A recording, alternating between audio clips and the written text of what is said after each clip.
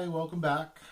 This is part two of my story about how to survive the federal system. So, if you haven't checked out my previous video, I'll leave a card up now so you can see it. Um, you'll see basically what happens when you're initially indicted, when law enforcement comes to pick you up and you show up at court. So I talked a little bit about the magistrate and what that person does. So today's part is kind of the my personal story and really an exception in the process. So I'm telling you this because this should not happen to you personally, but it did, and I'll also explain to you how do you get out of it. So when my case happened, I was in front of a magistrate. The magistrate was given the information about my case.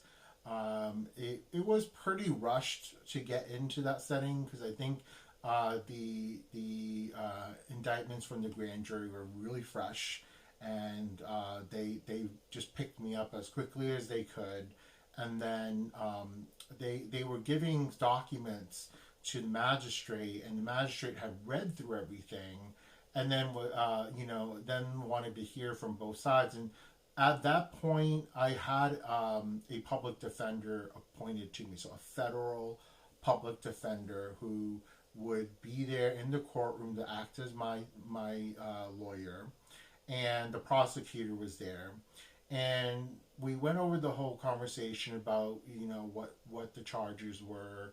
you know um, the prosecutor says these are very serious charges. We would really think that we need to monitor him strictly.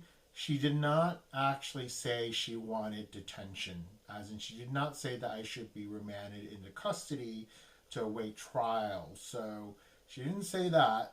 My lawyer said, well, this person's federal case just came up, but this person has been on his own recognizance based on his original charges for over a year with no problems, and he has had minimal tracking, and he has not broken to any rules. And so he spoke to the judge, the magistrate, and said there would be no reason that he would need to be taken into custody. And the magistrate was like, well, I kind of get that, but you know what? I'm still concerned. And so luckily, my brother actually showed up in court, and he vouched for me and said, Your Honor, I'm willing to act as a third party custodian for my brother. So I will tell you where he is. I'm responsible for that. And the magistrate made it very clear. Do you understand that this is a very serious responsibility, that if you are accounting for him, then you have to be truthful, and that you have to alert us if he isn't where he is supposed to be? And my brother said, yes, I will do that, Your Honor. Obviously, it was important for, to have a family member be able to do that. Most people don't have that as a backup, but at that moment, when the judge heard that, she was convinced it worked. She's like, fine. If a family member, under the penalty of the law, is willing to vouch for this defendant, then she was going to go for it. So I ended up leaving the courthouse, separately from my family. And I ended up having to go back to that courthouse about less than a week later, if I remember correctly. Less than a week, I was called back. My public defender said, we apparently have a meeting with the judge, and when we got there, it was the magistrate. And when we weren't really sure why we were there, my public defender didn't tell me why, and we then ended up having this argument over, well, the magistrate said she wasn't aware of, quote unquote, all the facts, about, why, about this whole thing about allowing me to be on my own recognizance. And my lawyer said, what wasn't clear, you spoke to a family member, He vouched for tracking, the defendant's whereabouts. Uh, the defendant has worked with probation to make up a schedule, a work schedule. When he's gonna be home, all that. What more could he do? And the magistrate had nothing to say. She's like, "Well, I just don't feel comfortable. I just don't feel comfortable." She said that twice, you know, and she's just like shaking her head. And then she said, "I think unfortunately, I'm going to detain this defendant right now." Didn't give a reason why. Did not say what did I violate, in order to be earn this kind of to be detained. And my lawyer challenged it, saying, under this case law, magistrates and judges cannot change a bail condition unless you have received new information or that a defendant has violated their terms of bail. You cannot actually get a second grab at the apple. That you only get one chance to assign bail. So on the law, my lawyer was correct, but the magistrate is obviously the big person in the room, and she said, "I don't care." And I was taken in handcuffs, and then I was basically I was like, first take off my coat, give my backpack that I had on me, give them all to my lawyer. That was my cell phone, my keys, everything I had on me. Give it to my lawyer. And I just walked out in a dress shirt, pants, and boots. And I walked. I got handcuffed and leg shackled to be led down to the holding cells downstairs, and it was horrible. I was able to speak to the lawyer for like 2 minutes when I was in the holding area, in which my probation officer was able to get him into like a glass wall for me to talk to him. And they said, "I don't know why they're doing this, but we're going to try to get you out of jail as quickly as possible."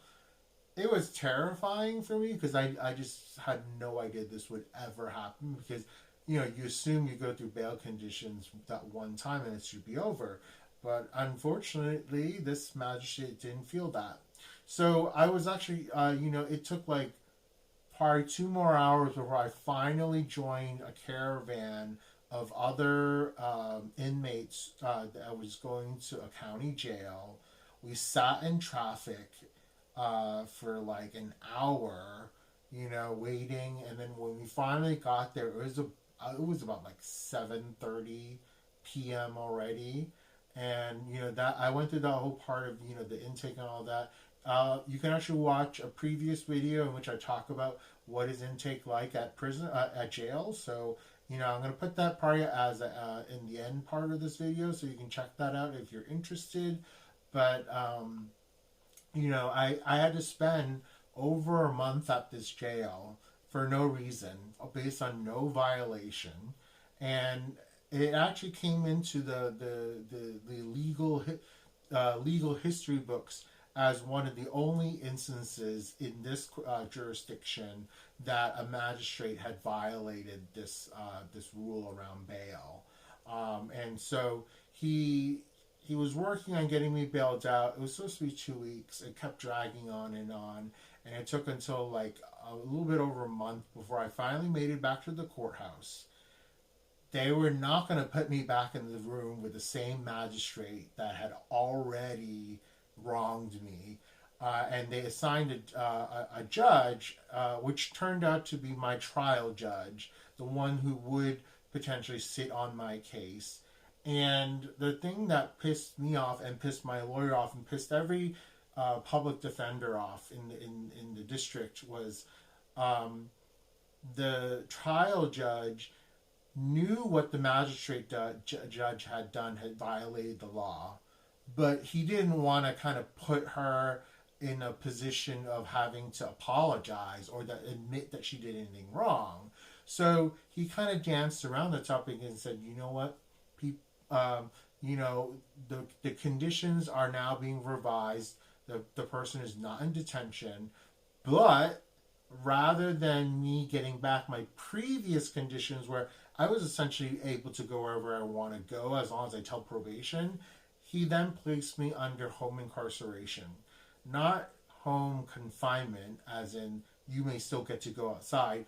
I was going to be locked up in my house 24/7. So that was the decision. He said it was basically framed as take it or leave it. So obviously, compared to wanting to go back to jail or to take this condition, obviously I have no choice. And what even having heard that, and I was angry because I'm like, now you're giving me nothing in return for being violated by that magistrate. They also wanted to send me back to jail for that night because they wanted to make sure that I didn't have um, anything that they deem unsuitable for the home. So they never did any home visits or checks of the home. So if it's things like weapons or computers or cell phones, all of those things that actually normally you would have to document inventory by probation so they know what things you have access to.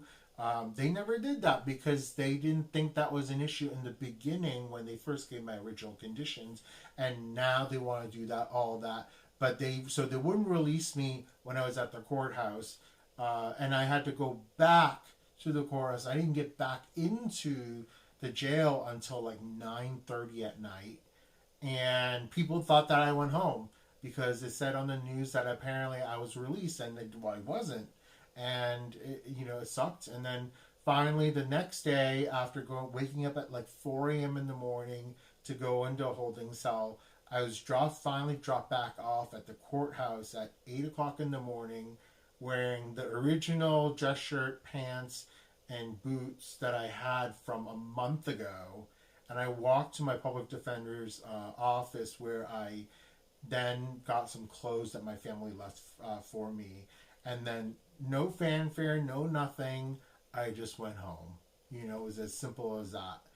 But the horrible experience of being detained when I should not have been, it's not a great feeling. So I'm telling you this story because you want to know the rules that you are under if you have bail, but also know that sometimes there are some magistrates or judges that will break the rules and they just think that you would know. Luckily, my public defender defended me fairly well on that, about what case law, why you can't do this, why this is illegal. But the judge is the judge, so there's not much you can do. It's not like he can tackle the judge down and say you can't take my client away. So now, if you ever come into a similar situation where you have your bail conditions written down on paper, this is why every probation officer tells you never lose your paperwork, right? When you get it from them, read it carefully so that you understand what you can do and you can't do. And if a magistrate says you blew it and you violated this rule, you have to make them prove it. You have to make them prove in which instance did you violate which part of the paperwork.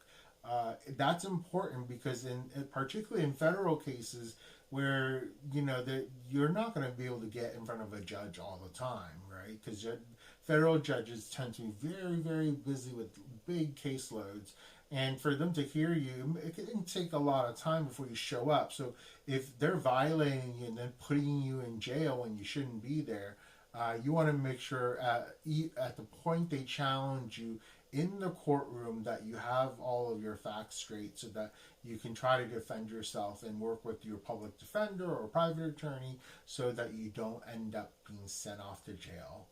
That was over a month of my life that I wouldn't get back, because it was also a horrible experience to be sent to a county jail, which is, one person I've worked with said was a shithole.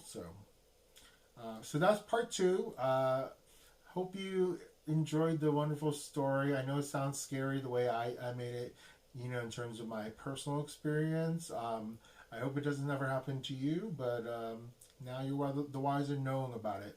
So if you like the story, press like. If you want to ask me a question, please leave a comment. But also, if you haven't subscribed, definitely subscribe. Definitely helps the channel. But if you subscribe and do notifications, you'll know when I post new stories and videos on my YouTube account. So I'll talk to you guys soon, and look forward to my next video on this series.